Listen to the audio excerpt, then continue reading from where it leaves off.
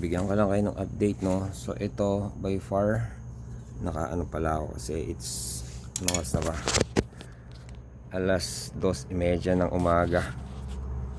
At kukulikutin ko to ngayon kasi bago ko ihatid si teacher, masingit ko na gawin sa araw kasi maraming singit na gagawin, no? So pilitin ko matapos tong pag troubleshoot ngayon. Ang problema nito ngayon is hindi consistent yung kanyang signal.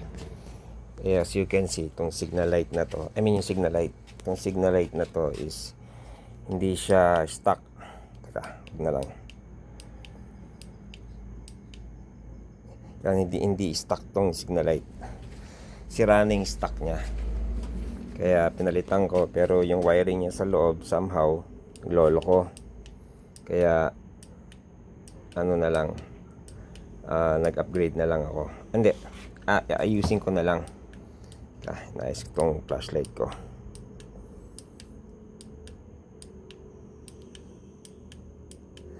Lang katapusan.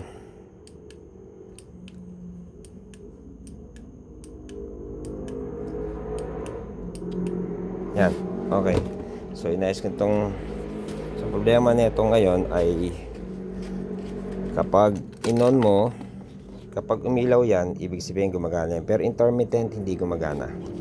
So bubuksan ko yan ngayon, hopefully bago ko ihatid si teacher, maayos ko. Alas 4 squat, no oras na ba? Meron akong isang oras, bibilisan na lang natin. Dapat alas 4 ready na yan.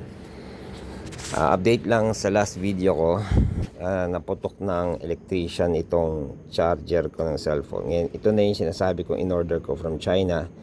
395, sulit siya sa 395. Although pricey pa rin, pricey pa rin pero ganun talaga gusto mo ng matino, lalabas ka ng pera. Sa 395 na yun, hindi kasama yung hindi kasama tong mga wires. Ito, nakakalat lang to na wire USB to Type-C. Ito binili ko to Type-C to Type-C. Ito ginastosan ko to na sa basta mahal bili ko rito. Hindi to hindi to 50 pesos. Pero satisfied ako rito kasi mabilis siya mag-charge. To fast charger na to. Itong phone na gamit ko ngayon, yan, may fast charging rin siya. Pwede rin siyang i-fast charge. Tapos pag sinaksak mo siya rito, mabilis. Masasatisfy ka sa hindi ka mabibitin pag nag-vlog ka, which is hindi ko na ginagawa lately, or pag balikan kami ni teacher na hindi ako nakapag-charge masyado, na na pupuno niya yung cellphone. So good job to. So Type-C to Type-C, tapos USB to Type-C. And as you can see, meron siyang lang, effective lang to sa normal na motor, pero okay pa rin na makikita mo na merong voltage doon, kasi doon sa motor na yon, importante to kasi baka mamaya nakatambay ka, nalolobat mo na yung motor, kailangan mo lang i-start. Yan. Ito naman, temperature. Ito nakikita ko tumataas to pero hindi yan sa battery dahil nakakabit to sa converter. Temperature yan na converter. Yan, siguro okay na rin para malaman mo na kung baka mainit na yung converter, which is very unlikely naman. So yan, good job yan. Ito sa magandang investment ko para dito sa, in terms of sa accessories niya. Ngayon, ko lang to, i-open ko lang tong regarding, baliktad pa rin dito sa switch na to, itong mga switch na yan. Sa ngayon, passing light na lang siya. Passing light. Actually, dapat umiilaw to lolo ko. Yung problema tong mga ilaw na to, switch na to, halo tawag yan. Supposedly may ilaw to nagloko na naman. Ayan, problema sa kanya, dapat to toggle, hindi spring. Ang dumating spring, problematic pa. So yan, bad review yan. Kaya sa ngayon, ito yung ito yung gamit ko.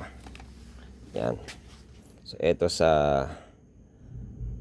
fan, turbo yan. Tingnan nyo, ingay ah. Turbo yan dito. Manggigising pa ako ng tulog. Turbo yan nitong ano, nung sa loob niyan. Basta dito yung sa loob eh. Lakas niyan, tsaka sa battery yan lakas. Tapos ito yung ilaw. Ano kasi ito eh, manghirap, isipin mo, ang layo sa manibela. Bibitawan mo pa yung manibela para maabot mo yung switch. Layo. Dito sana convenient. Pero one of these days makaluwag-luwag ako. Bibili na lang ako ng legit na ganito. Ito kasi mura to eh. Kaya wala, scam eh. Dapat to toggle. Ibig sabihin ng toggle, pag pinindot mo, hindi siya babalik. Yan. Pinindot mo dapat on. Pinindot mo off. Ito hindi, spring eh. Bagay lang siya sa ano. Although binayaran ko dito toggle, hindi guys sa akin spring. Scam nga eh. Yan o, spring. Anyway, so papalitan ko na lang to. Kaluwag-luwag. Pero for now, ito lang. Ano naman, functional naman in terms of ano. Yan o, teka. Yan, functional naman siya. Ito yung high. Ito yung puti. Ito yung dilaw. Teka, harap natin. Yan o. So, domino to, tawag dito.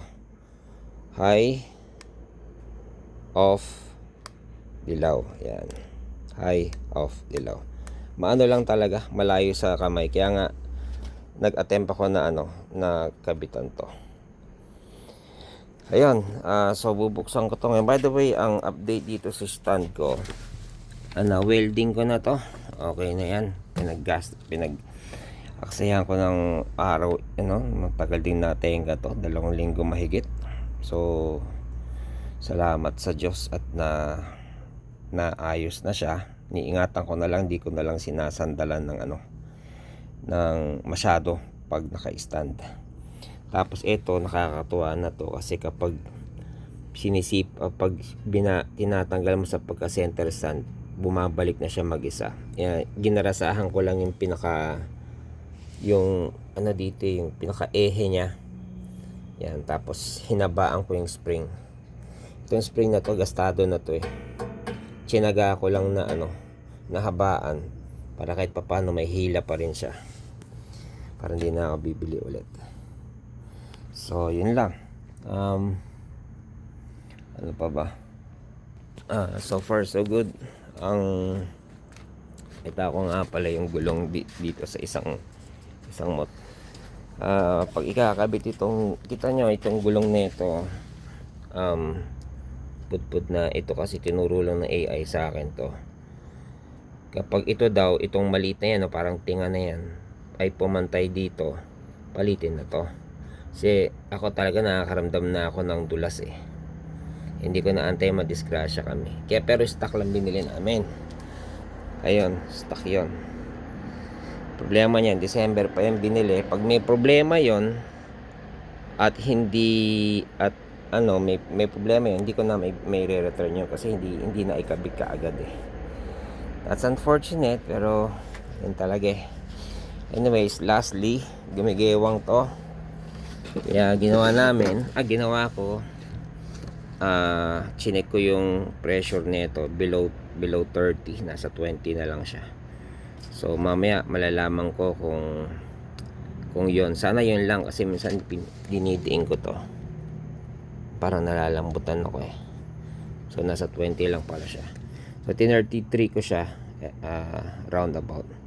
So hopefully mag-okay siya kasi otherwise baka yung ball race yung dito sa sa tinidor. So yun lang, update ko na lang kayo kung ano yung regarding nga pala sa e-bike. Ingat na lang kayo sa mga naka e-bike o balak bumili ng e-bike kasi so far kung bibili kayo ng L3 kailangan registered na kung gusto nyo ng e-bike. Kung bibili naman kayo ng sa mga hindi nakakaalam, ang L3 yung above 50 kilometers, yan, kailangan niya rehistrado na, kailangan may lisensya ka, so para kang naka-normal na motor. Okay, so kapag below 50 kilometers naman ng speed, kailangan yan nandun ka lang sa bike lane, no? Maraming restriction sa'yo. And so far nakikita ko ang target nila is yung 4 wheels o yung e-trike. So kung e-bike ka, obligado ka lang dun sa bike lane. Dito Marcos Highway bike lane, napakahirap bumiyahe. Bike nga ang hirap sa bike lane So mahirap. So ako ngayon,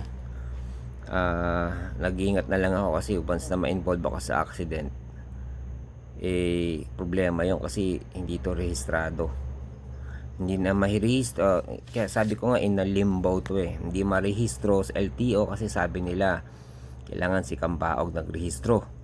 Punta ako kay Cambaog, sabi nila nag-attempt sila sa LTO, inaayos pa raw. Inaayos, ang tagal-tagal na nito hanggang ngayon. Hindi talaga maayos yun kasi naipasok na So ang lesson doon is bibili ka ng e-bike o electric motorcycle, make sure maraming brand dyan, mag-research lang kayo. Actually may nag-comment na nga minsan na nagsabi siya ng brand. Basta ang problema lang kasi sa branded, NWOW gumagawa siya ng rehistrado na. Problema kasi sa branded, mahal. So yun talaga, gusto mong makatipid sa PMS ng normal na motor, sa gasolina, sa change oil, lahat, gusto mo mag electric motorcycle ka, pero magastos ka sa price ng brand new na L3 category na may rehistro na. So every year i-renew mo yan. So yun lang, hanggang sa susunod. God bless po.